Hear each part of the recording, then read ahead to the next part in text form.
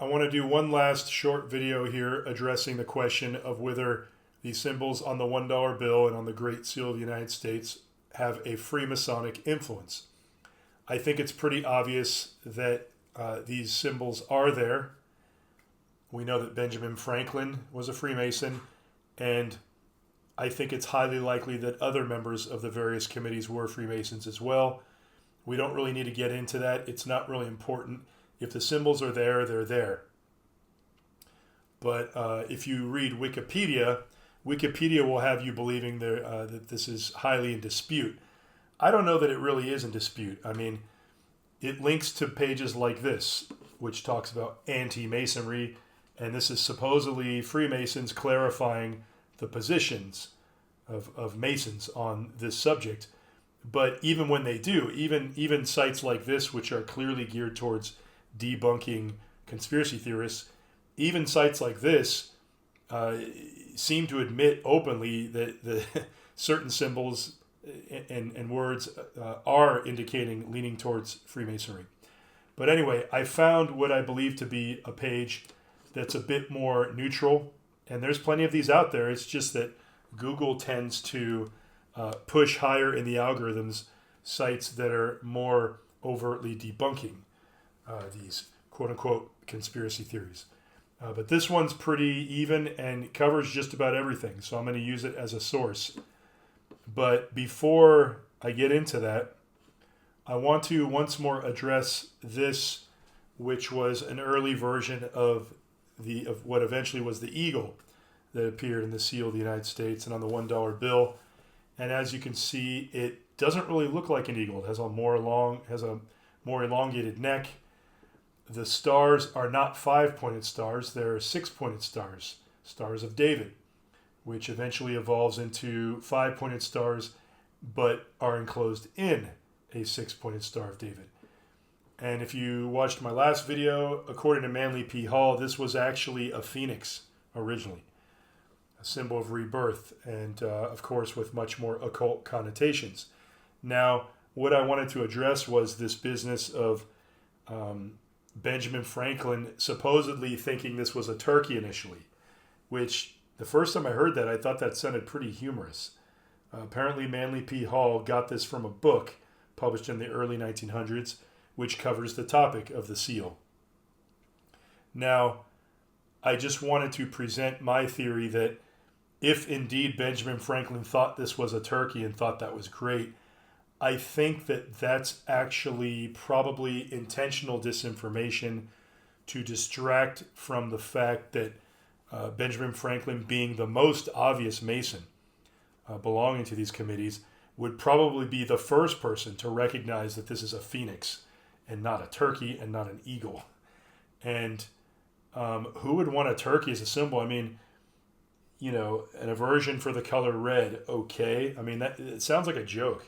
You want a fat bird that you eat and hunt. You want that for your symbol. I mean, this is the guy. I believe Benjamin Franklin. His magazine was the one that featured the snake cut in pieces, representing the initial colonies, which led to the "Don't Tread on Me" logo.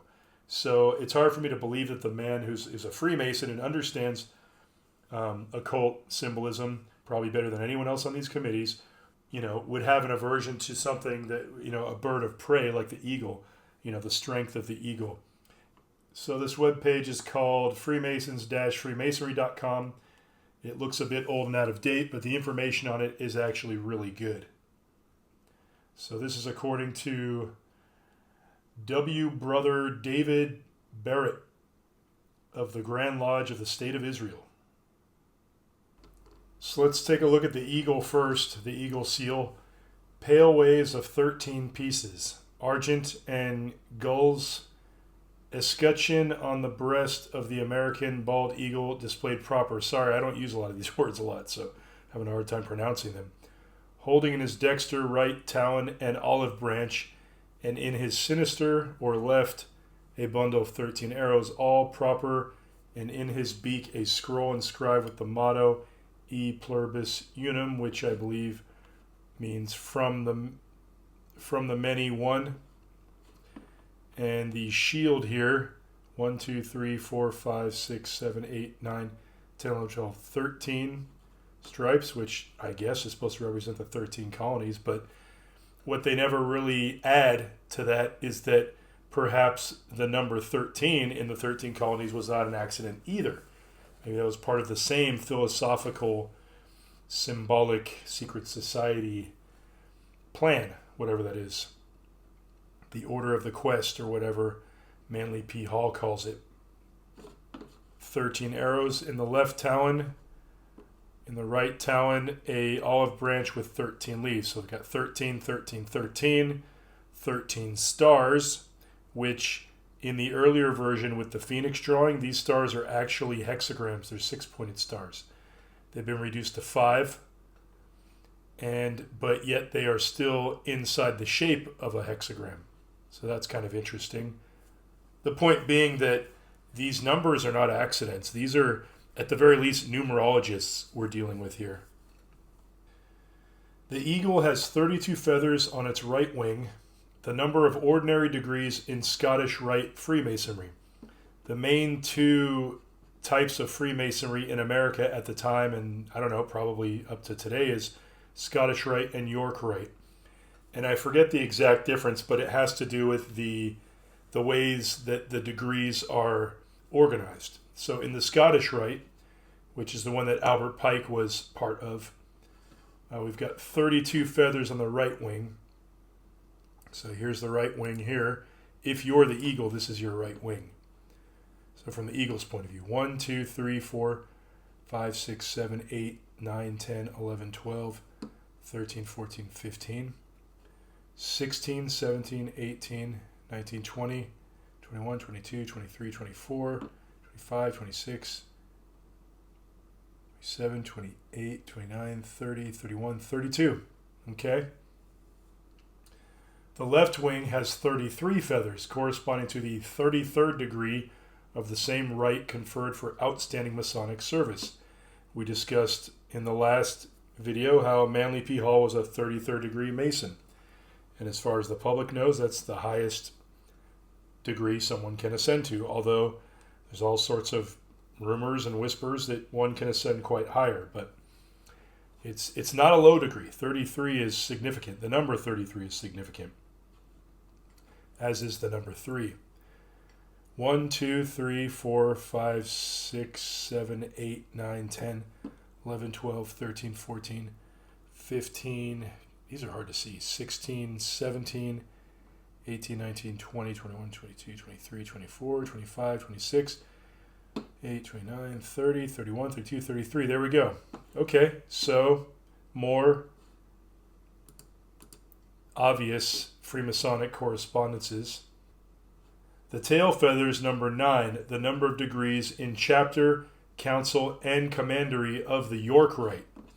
So the York Rite, which is, I believe, generally associated with England. And it's interesting, when you look through that book that I referenced in the last video about Freemasonry in early Pennsylvania, there is correspondence between the lodges in Pennsylvania and England. And there's even a document in there. It seems to be some sort of continuity between the lodges in England and America. And you think about Ben Franklin's European connections and all that, and it's very easy to entertain the idea that there's some sort of continuity between the lodges in Europe and the lodges in America, which these are things that people should be thinking about and contemplating what does it mean. But it all sort of gets downplayed a lot and to be insignificant and the stuff of conspiracy theory. But, you know, if more people were aware of this stuff and contemplated a bit more, it might help us understand what's going on today. The chaos that's really just order, order out of chaos, right? The total number of feathers equals 65, which by gematria is the value of Gam Yeshad, 3 plus 40 plus 10 plus 8 plus 4. And I guess that's a reference to Psalm 133. Gam Yeshad is apparently a phrase often used in Freemasonry. So gematria is a reference to the fact that each Hebrew letter has a number attributed to it. And when you play around with the numbers, you come to different words that have meanings that correspond to those. So it's just an interesting exercise. The Greek language, I believe, works in a similar manner as far as numbers being applied to letters in a very obvious way, in an intentional way. The glory above the eagle's head is divided into 24 equal parts, reminiscent of the 24-inch gauge, and is emblematic of the service you are to perform every hour of the day. I've heard of the 24-inch rule. I think Albert Pike talks about that in Morals and Dogma. I don't quite get where the 24 is here, but if you think of a circle and you think of 24 hours and you think of a clock and military time, conceptually it makes sense. I'm just not quite finding the 24 that he's talking about, but I'm not doubting it's there. The 5-pointed star may remind you of the Masonic blazing star and the 5 points of fellowship. So your 5 stars. Think of all the 5-pointed structures, the Pentagon. You look at the Washington, D.C. map where they show all the different correspondences there. That's an interesting thing to explore.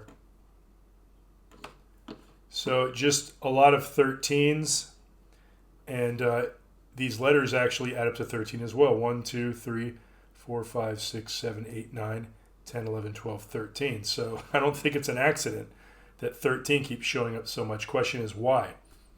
One aspect of that, and when you think about Freemasonry, and this is why Freemasonry helps understand symbols, is because they often have more than one meaning, more than one layer. I think the way Albert Pike phrases it is that one definition might be the envelope for another. And when you think of 12, the ancient Sumerians used the number 12 a lot. They had a very interesting number system. That was one of the very first number system that involved 12 a lot. And you think of the Bible, the 12 disciples. Who was the 13th disciple? I guess that would be Jesus. So we're going to get more into that in the next section on the pyramid. Everyone's favorite symbol again, the Eye of Providence over the pyramid. An unfinished pyramid. In the zenith, an eye in a triangle surrounded with a glory proper. Over the eye, these words, Annuit Coeptis. On the base of the pyramid, the numerical letters, MDCCL XXVI, and underneath the following motto, Novus Ordo Seclorum. Annuit Coeptis, what does it mean? Now, Jordan Maxwell, I believe the way he phrased it was, our enterprise is a success. And apparently it's a little bit tricky translating this, and there's probably a couple slightly different ways you can do it. Here's what this guy says. With the motto Annuit Coeptis, the subject of the verb must be supplied, and the translator must also choose the tense. In 1892, it was suggested that the missing subject was in effect the eye at the apex of the pyramid. So, again, there's a couple different ways you can look at this. It's all very abstract. So I think we're just going to move on from there. Ultimately, this guy, the final translation he puts is, he, God, in parentheses, has favored our undertakings. To contrast that with Jordan Maxwell's translation, our enterprise is a success. Our enterprise is being replaced with, he, God's enterprise, or God's undertaking. Novus Ordo Seclorum. Novus means new, young, fresh, novel. Ordo means series, row, order. So new order. There's no dispute. That's what Novus Ordo Seclorum, new order. Seclorum is the word that gets a little tricky. A shortened form of seculorum is the plural of seculum, means generations, centuries, or ages. Novus Ordo Seclorum was not intended to mean, nor does it correctly translate into New World Order. Seclorum is plural, New World's Order. And Thompson said the motto refers to the beginning of a new age, an American era beginning in 1776. The pyramid's rising rows of construction help illustrate this new series of generations. So he's translating seclorum differently than Jordan Maxwell did. However, the ultimate meaning seems to be, it seems to align fairly the same. New World Order, it's a new era. I think it's probably close enough. But I'm not an expert. I leave it up to you to dig into that, you Latin experts out there, to decide what you think it means exactly, specifically. The triangle is well known to all Masons and may represent the capstone of the unfinished pyramid. The pyramid has 13 steps. 1, 2, 3, 4, 5, 6, 7, 8, 9, 10, 11, 12, 13. And so it does. It's also said to have 72 bricks. Now, I tried to count them. It's actually really hard. I took a picture of a dollar. I just broke down and pulled out a dollar and took the best picture I could of it. I blew it up, and I tried to count where all the bricks are divided, and it's very difficult. So one way to look at this is that the ones that are out there telling you that there's 72, like Manly P. Hall, people with inside knowledge, I assume, Freemasons, they know how many bricks are there because they recognize the thinking behind the structure, I can only conclude. So that helps them to sort of get through the murk a little better. And the 72, according to Manly P. Hall and others, represents the different permutations of the Tetragrammaton, which is the 4-letter name of God in the Old Testament or the old Jewish traditions, because you weren't supposed to say the word for God aloud because it was a sacred name. But it's generally YHVH, which turns into Yehovah. So if you think about it, it makes a lot of sense because if the I is supposed to represent God in some way, and the 72 permutations of the name of God are right below it, well, that sure goes together well, doesn't it? And if we take a peek back at this picture here that I showed in the last video, which was drawn in 1759 by Brother Henry Dawkins. 1759, they had the Eye of Providence here, and you look right there. That's the Tetragrammaton, I believe, right there. Those are Hebrew characters. They're kind of hard to see, and they're inside a triangle, which the Trinity that tends to denote God, the Divine Trinity, and the name of God, pointing right at the eye. And then above that, you have the compass looking like another triangle with the sun in the middle of it. So yes, this is all very, very Masonic. I don't think there's any way around it. So just to review all the 13s, I've got a list here.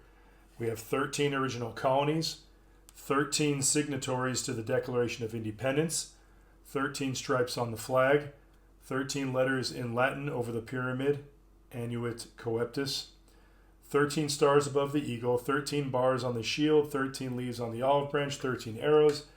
13 is the gematria of Ishad, i.e. one denoting unity. Now this page goes on to talk about the front of the $1 bill, which I really didn't know much about before I read this. So let's take a look at that. We see 3 predominant items: balancing scales, obviously representing justice, and let's take a closer look here. And I'm sorry the resolution isn't that great, but if you look at a $1, those are scales right there, that little tiny thing right there. A square with 13 stars. A square. Is that this? Okay. Where are the stars? The quality's too bad. Sorry about that. Again, the original states. A key signifying authority. That's a key right there. Quality's bad, but that is a key.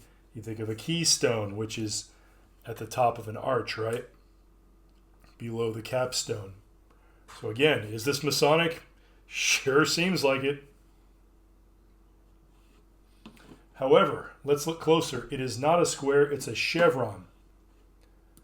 So they're calling this a chevron now. They called it a square a second ago. Could be both. The Freemasons love their double and triple and quadruple meanings. The chevron represents the roof of a house, derived from the French word chevron, meaning rafter. It signifies protection. An artist may draw the chevron at the height and angle that will best suit the accompanying charges. A note about Scottish Rite: was founded in France 1754 and formalized in USA in 1786, but I shall point out here that Benjamin Franklin was Ambassador Royal to France and well acquainted with French Masonry. Now, there's one other little detail that is mentioned on this page that is rather interesting, and he talks about Barton, who was part of one of the committees on creating the seals. I think he was on the third committee or something. And he says here, remember that Barton was a Freemason. Well, on Wikipedia, they didn't say anything about that.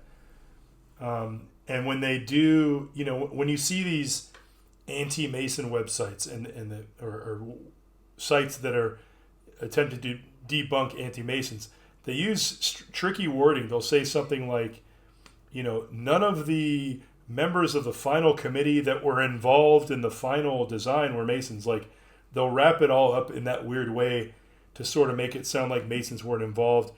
And the goal is to diminish the idea that Masons were involved in this in the minds of regular people, the laymen.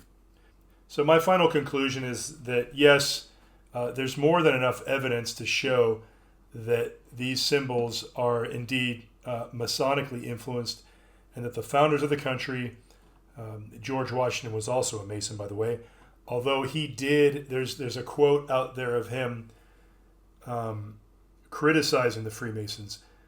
Now, it's important to remember that Freemasons have come in and out of favor several times in history. There have been times in history where they've been more favorable than others. They've been chased out of plenty of countries, and they have been thought to be nefarious plenty of times in the past. And, they keep a low profile, so you don't really know this stuff unless you actively read the history of the Masons. So there's constantly a nefarious aspect that they seem to be running away from and providing damage control for. Now, that's not to say, again, that all Masons are evil. I don't believe that myself. But I do think that there are forces within Freemasonry that we need to look out for. And anytime you have secrecy and secret oaths and things like this, you're always going to be, there's going to be a level of deception that is normalized. And, you need only look at the mainstream media these days and how they just lie every day, and they piss on your leg and tell you it's raining, and they seem amused by it. I mean, it's not that far of a leap to look at the tactics of Freemasons, and it's all ultimately it's all mind control in the end, and it's all about the controlling other people.